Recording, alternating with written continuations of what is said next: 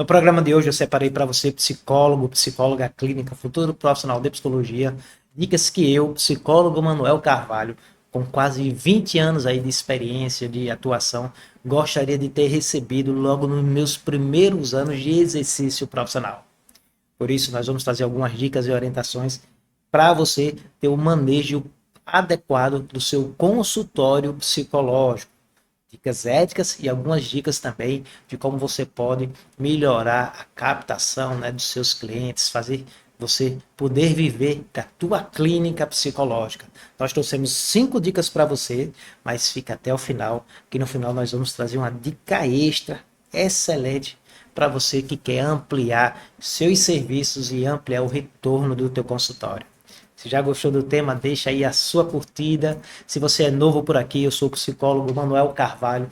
Todas as semanas trazemos vídeos com muitas dicas e orientações para você sobre a psicologia, o exercício profissional da psicologia, de profissionais da psicologia e sobre o comportamento humano. Então, vamos agora conhecer as dicas que separamos para você. Muito bem, quais são os principais cuidados éticos que você, psicóloga, que você, psicólogo, deve adotar, deve estar atento e atenta aí no manejo do consultório clínico? Eu vou trazer aqui algumas referências baseadas nas minhas experiências, enquanto membro do Conselho Regional de Psicologia, enquanto supervisor de processos e intervenções, né, em avaliação psicológica e supervisor de profissionais, não só na clínica, em outras áreas, mas nós vamos dar uma ênfase na prática do psicólogo e da psicóloga clínica. E nós vamos começar trazendo dicas referentes à produção de documentos e prontuários psicológicos. Isso mesmo. Com certeza, do ponto de vista de fiscalização, do ponto de vista de identificação de irregularidades que diz respeito a como o psicólogo e a psicóloga faz a organização dos seus consultórios, a produção de documentos e os prontuários ou registros psicológicos estão em altas do ponto de vista do que a comissão, né, de fiscalização, comissão de ética identifica como pontos que precisam ser resolvidos pelos profissionais de psicologia. Quando não, vira um processo ético, tá? Então, o primeiro cuidado que você precisa ter é que é necessário que você faça ou o prontuário ou os registros dos serviços de todos os seus pacientes e clientes no consultório. Como assim? Qual é a diferença entre prontuário e registros? Como assim, Manuel? E qual é a diferença entre prontuários e registros psicológicos? Nós temos uma resolução do Conselho Federal de 2009, resolução 01 do CFP de 2009, que torna obrigatório o registro dos serviços psicológicos, seja ele qual for, você é necessário fazer o registro. Essa resolução, ela vai usar o termo exatamente assim, prontuários ou registros dos serviços, e vai trazer quais são os conteúdos mínimos que em todo registro ou prontuário psicológico você precisa adotar. Então, nossa primeira dica é, você psicóloga e psicólogo precisa organizar ou na formatação de prontuário ou na formatação de registros a evolução dos atendimentos psicológicos dos teus pacientes e clientes. Formatação de prontuário, ela é muito comum em instituições onde o psicólogo e a psicóloga atendem em equipe multiprofissional. Prontuário de equipe profissional, mas pode ter o prontuário individual do psicólogo, da psicóloga também, do serviço de psicologia. O prontuário, normalmente, ele é um roteiro estruturado de informações que a gente vai evoluir, que aí vem desde dos dados de identificação do paciente, do cliente, vários outros dados, né, rotineiros, e depois vem a parte das evoluções dos profissionais que atendem, que prestam serviço para aquele paciente ou cliente. O registro, ele tem que ter o mesmo conteúdo do prontuário. Geralmente o registro ele é usado apenas quando é só o serviço de psicologia. Então, se você está atuando em uma equipe multiprofissional, a prioridade é fazer sob forma de prontuário. No consultório, você pode escolher ou fazer prontuários para os seus pacientes ou fazer os registros dos atendimentos. Registro dos atendimentos a gente está muito acostumado. É quando a gente faz as revoluções, faz os apontamentos dos atendimentos que a gente está fazendo, do acompanhamento daquele paciente e cliente. O grande diferencial, talvez, dessa resolução é que ela torna obrigatório que no registro também você faça os dados de identificação, você evolua quais são as finalidades dos serviços e você também deixe registrado, junto com os registros, né, do atendimento, encaminhamentos que você fez, se você usou protocolos de testes, que você anexa os protocolos de testes e outros procedimentos instrumentais que você utiliza. Então você pode fazer um prontuário formatado, de qualquer forma esse prontuário vai ter que ter também os encaminhamentos, protocolos de testes, ou você pode fazer na formatação de registro. O registro ele é muito importante porque ele pode ser prova do que aquele serviço que você prestou, né, caso haja uma denúncia ou fiscalização, ele foi prestado na forma correta e adequada. A falta de registros já é ensejo para falta ética profissional. Então, a nossa primeira dica: organize um prontuário ou registro psicológico de todos os seus pacientes do consultório. Nossa segunda dica ainda está em torno da produção de documentos. Faça um contrato terapêutico com o teu paciente. A atual resolução de psicoterapias do Conselho Federal de Psicologia, ela determina que é obrigatório você estabelecer com o teu paciente e cliente o contrato. Esse contrato não precisa ser físico, redigido, né? Pode ser um contrato verbal, oral. Minha dica é: deixe um contrato padrão escrito onde você e seu paciente assinem. E nesse contrato você vai colocar desde rotinas do atendimento, a questão do sigilo profissional, a questão de exposição, que hoje é muito comum, né? Paciente e cliente, principalmente em atendimentos online, faz print, posta sem sua autorização. Coloque todas essas informações das vedações, o sigilo ético profissional, a questão de situações que você pode quebrar o sigilo, né? Quando traz riscos de integridade física e outras demandas que envolvem você, o paciente ou terceiros, mas coloque também no contrato a rotina do próprio atendimento, a questões de valores honorários e até mesmo coloque as obrigações das partes, inclusive a possibilidade de ser cobrado multa caso o paciente não pague os honorários, não pague as suas consultas, os seus atendimentos, tá? E o contrato terapêutico, ele é fundamental para que você possa fazer um manejo adequado, não só do atendimento psicológico, mas de qualquer demanda que possa envolver necessidade de quebras de sigilo, demandas judiciais e outras situações que, vez ou outra, acabam envolvendo aí os profissionais de psicologia. Então, nossa segunda dica: estabeleça o contrato e o contrato por escrito. Na dúvida, sempre vale a pena ter uma assessoria aí de alguém da área de direito, um advogado, para ajudar você a fazer esse contrato psicológico. Muito mais cuidado nos atendimentos mediados por tecnologias. Nossa terceira dica de hoje, a nossa terceira dica envolve justamente o atendimento mediado por tecnologia.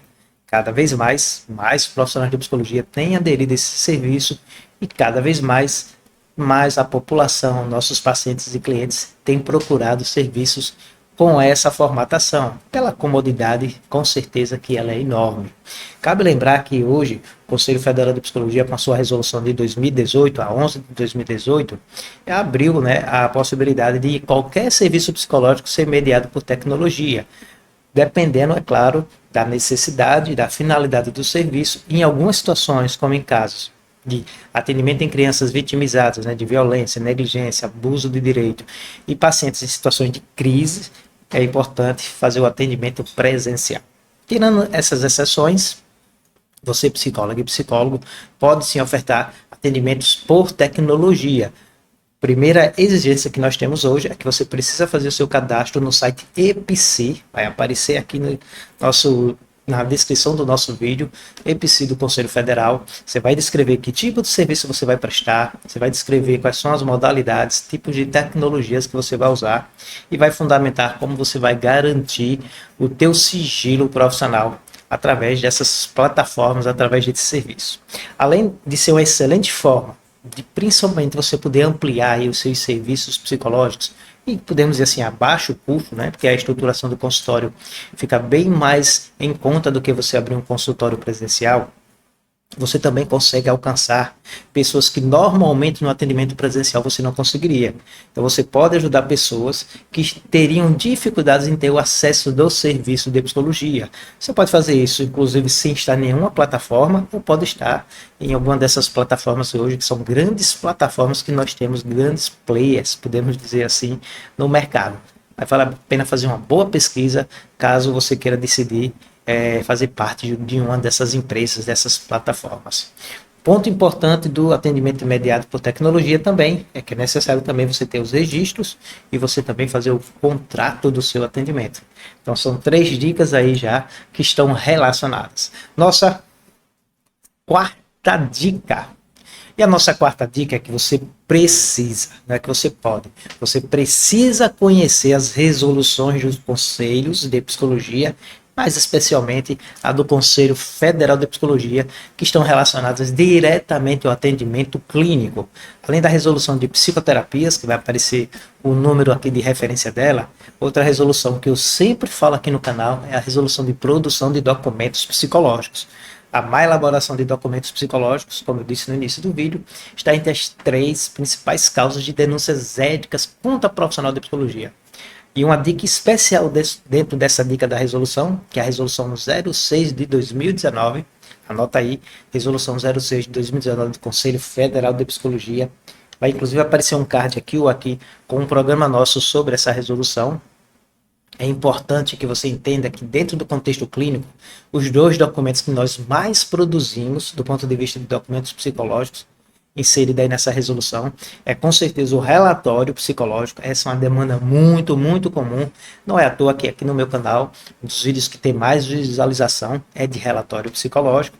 E outro documento, que não é um documento psicológico, não fala das condições psicológicas, mas está dentro do nosso serviço, dentro inclusive da resolução, é a declaração. É importante você saber a diferenciação entre relatório psicológico, declaração, testado psicológico. É importante você entender quando e como produzir cada um desses documentos, inclusive um laudo psicológico, que se você trabalha com avaliação psicológica, na clínica você vai ter que produzir laudos psicológicos. Vamos deixar no final desse vídeo um vídeo de sugestão sobre esse tema. E agora a nossa quinta dica. A nossa quinta dica é: sabemos que não é fácil, principalmente para jovens profissionais de psicologia, conseguir viver e viver bem da clínica, do consultório. Muito difícil, sabemos disso. Muitas vezes o psicólogo, a psicóloga recém-formada, tem que atender por plano de saúde, atendendo 20, 25 pessoas no dia, ganhando valores irrisórios, podemos dizer assim. Eu considero que nessa fase inicial é importante que você atenda, que você ganhe experiência. Costumo dizer que no início a gente paga para aprender, a gente paga para trabalhar, mas a gente está investindo no nosso futuro. Mas é claro que a gente não quer ficar muito tempo assim, né? A gente quer viver da psicologia. Escolhemos essa profissão por amor, mas também é profissão, né? Não é um hobby, é uma profissão. Por isso a gente precisa ter nosso retorno financeiro e viver bem da psicologia. E uma dica importante hoje é que nós estamos num mundo conectado, um mundo de marketing, de mídias digitais, um mundo online.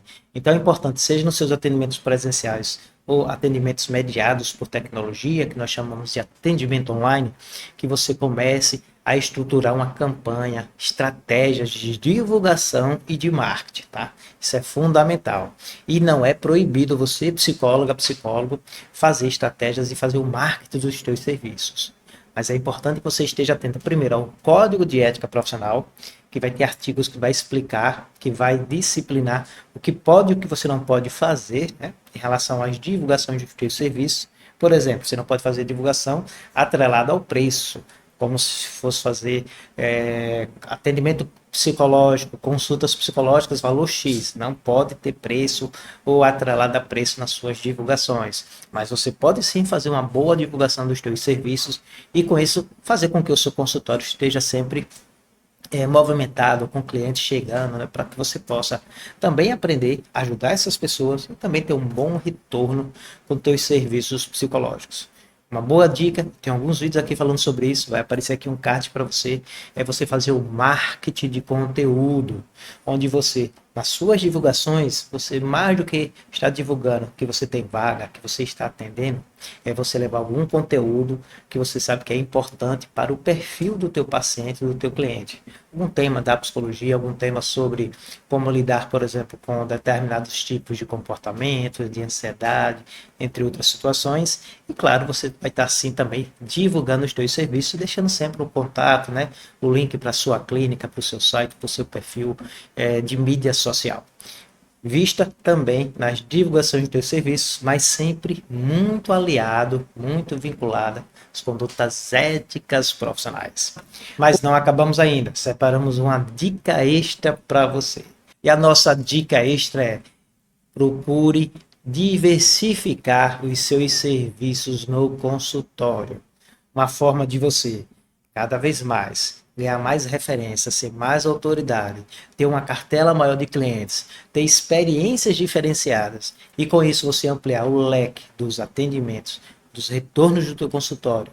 E quando eu falo retorno, não estou falando só financeiro, retorno do número de pessoas que você ajuda, das indicações, de reconhecimento, né, da sociedade, do público que você atende, e lógico também retorno financeiro, é você diversificar os seus serviços. Se você já trabalha com a psicoterapia, comece a ver outros serviços que dentro da própria clínica ou vinculado a serviços que você presta na clínica, você possa ofertar outros serviços psicológicos, de aconselhamento, orientação profissional, avaliações para cirurgias, avaliações psicológicas de transtorno de aprendizagem, intervenções em saúde mental no trabalho, dentro do contexto que você possa estar relacionando aos seus atendimentos clínicos, oferecendo serviços para pequenos grupos, grandes grupos. Essa é uma excelente dica para você diversificar os seus serviços e você ampliar aí a sua autoridade, o seu reconhecimento, cada vez mais está mais consolidado no mercado de trabalho. Também uma excelente dica para você diversificar é produtos digitais. Isso mesmo, nós, profissionais de psicologia, ainda temos pouca familiaridade com produtos digitais. Os produtos digitais são excelentes para você, inclusive, fazer renda passiva com a psicologia, mas isso é tema para outro programa. Inclusive, nós temos programas aqui sobre renda passiva, vai aparecer aqui para você. Renda passiva é você fazer um produto, depois esse produto ele ficar, né, sendo vendido e você não precisar estar mais trabalhando para vendê-lo, para ter aquele retorno. Quer ver alguns exemplos? Você pode criar um e-book técnico, né, com dicas e orientações para pais, sobre a gestão emocional de crianças. Você pode criar um curso gravado voltado para o público que você atende. Então, existem diversas formas aí de você criar produtos digitais dos teus serviços psicológicos. Gostou das nossas 5 dicas e da nossa dica extra? Se gostou, deixa aí tua curtida. Tem mais dica? Deixa aqui essas suas dicas, suas sugestões na descrição do nosso vídeo. Nos ajude a chegar a 20 mil inscritos. Essa é a nossa meta agora para o mês de abril, para ter 20 mil inscritos aqui no nosso canal Psicólogo Manuel Carvalho. Acompanhe a nossa programação e até a próxima. Um grande abraço. Tchau, tchau.